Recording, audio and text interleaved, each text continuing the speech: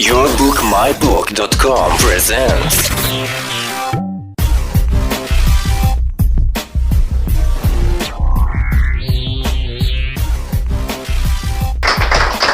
our last but not least author of Coaching the Dream, Deborah Johnson. Thank you for having us. Nice to be here. Thank you for being here. Absolutely. Tell us a little bit about yourself. Well, I'm from Cleveland, Ohio, and I came down here to Columbus for college many, many years ago, and then kind of lived all over the world. And 15 years ago, found myself back in Columbus, coming back here. I came back here for 2 years, and it's been 24 years that I've been back here for 2 years. So I've been back here for a long time. And I'm a mom and a wife, and have three wonderful sons. What inspired you to write your book? Oh, wow. My journey is what really inspired me. I started thinking about everything I had gone through with my children and thinking about how being a mother, it just is a big deal. And there's so many things that your children go through. My children were very different. And I started seeing that the one thread that they had in our family was sports that helped them deal with particular issues that they had. So I had children. My oldest son was the big-time athlete. So he started off as a 4-year-old, winning a huge race when we were overseas, and we realized he could run. Then he played soccer. Then he played football. He wrestled. He played basketball. And eventually, he went off to the NFL. Our middle child was more timid, and he was trying to find himself. And he started realizing that he could run and jump, and running became his thing. Track became his thing. He eventually played football. But it helped him to work out depression. He had issues with depression. And as a mom, I was lost with how do we deal with this? How do we help him to feel better? So through his writing and through sports, that helped him. And then our youngest son was our musical child. But he, because of his major love for music, felt like he didn't fit in with a lot of the other kids. And the big brother is playing sports. And sports for him, he found a sport that he could do, an individual sport that he actually excelled at.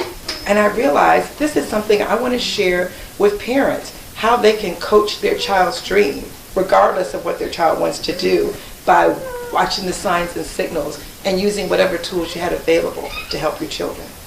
Tell us a little bit about your book. My book catalogs, the beginning of the book catalogs my journey, because initially the book was about my being overwhelmed as a parent with a child who was very talented in athletics, and I wasn't prepared for the fact that schools all over the country were calling him. I was actually lost, and I quit my job and I came home to deal with all 3 of the children, but that was our first thing because it was coming so fast. And then I learned so many lessons, and I wish someone had written that book for me. So now I thought there's other parents that have to be dealing with the same thing.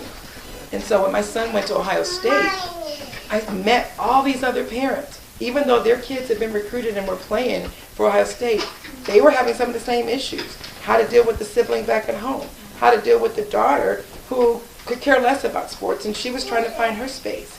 And God started showing me that as parents, we're the caregivers for our kids' dreams. And we have to literally coach them through to what they are planned to be. God calls them to be something, but we have to equip them for that calling by watching the signs and signals. So that's what made me write the book. And that's kind of what it's about. Who should read your book? Oh my goodness. My primary audience for reading the book are parents.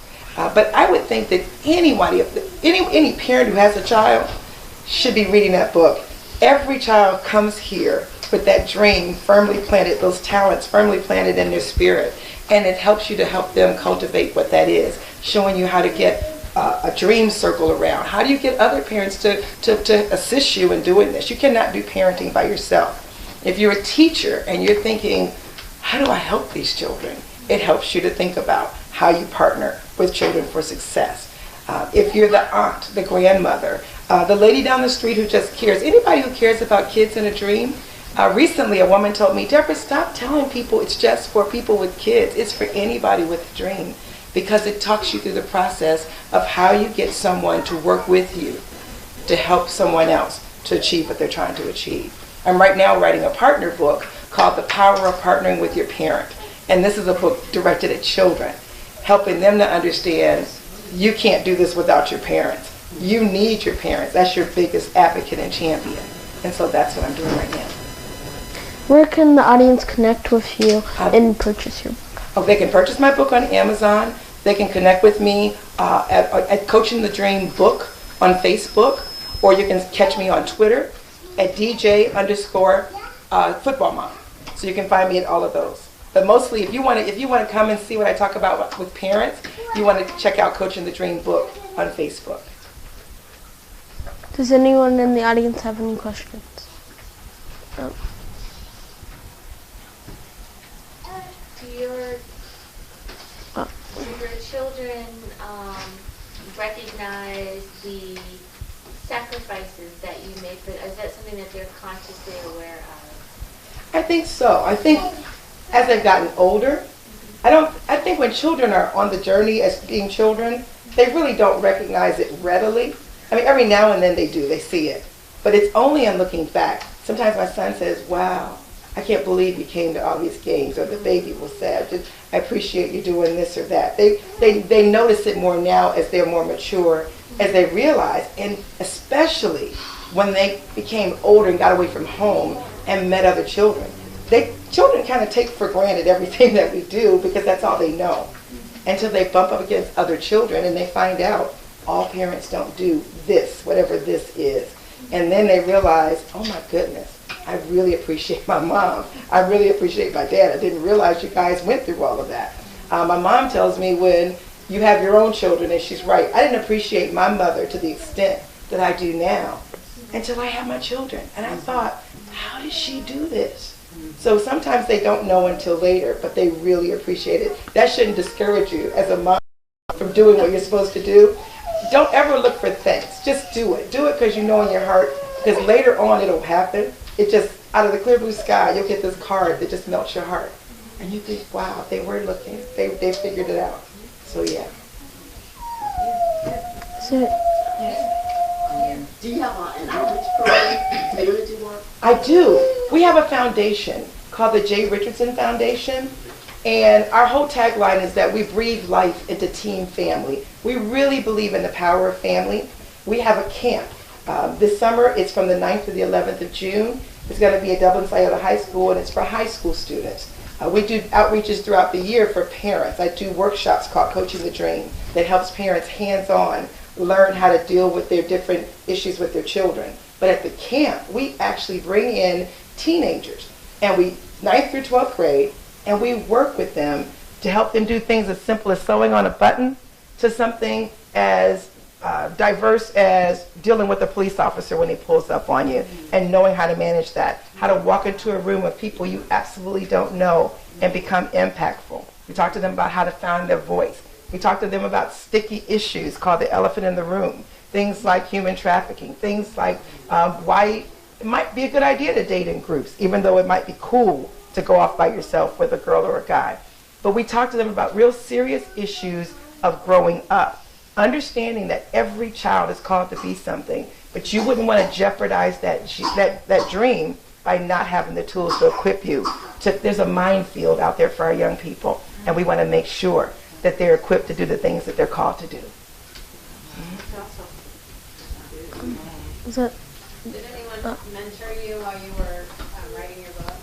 While I was writing, I had a young woman actually whose name is Shanna Hogue, and Shanna has 4 children, and she's just an energizing, wonderful person.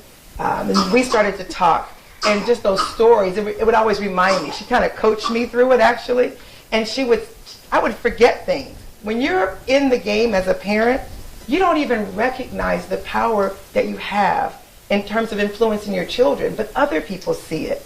I would encourage you, if you're having a bad day, ask someone else what they think about what's going on in your life. You'd be surprised at all the wonderful things people will tell you about what you're doing with your children that you absolutely don't see. So yes, a woman by the name of Shanna Hogue, and she was just really helpful in pulling things out of me that I didn't know was there.